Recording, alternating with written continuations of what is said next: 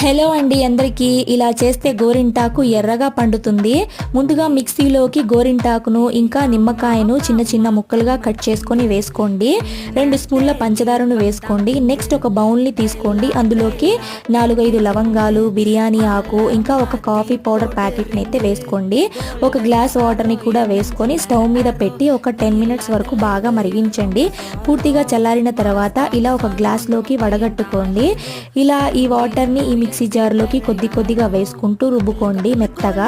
ఇంకా వాటర్ వేయాల్సిన అవసరం లేదండి. ఇలా మనం తయారు చేసుకున్న వాటర్ని యాడ్ చేసుకుంటూ రుబ్బుకోవాలి. ఇక్కడ నేను కాళ్ళకైతే పెట్టుకుంటున్నానండి. చాలా ఎర్రగా అయితే పండిందండి. ఇక ఈ వీడియో నచ్చినట్లయితే ఛానల్ని సబ్స్క్రైబ్ చేయండి, అలానే లైక్ చేయండి. మీకు ఈ వీడియో అర్థం అవ్వకపోతే నా ఛానల్లో ఫుల్ వీడియో ఉంది, చూసేయండి. లేదా ఈ వీడియో కింద లింక్ అయితే పెట్టాను, దానిపైన క్లిక్ చేసి చూసేయండి.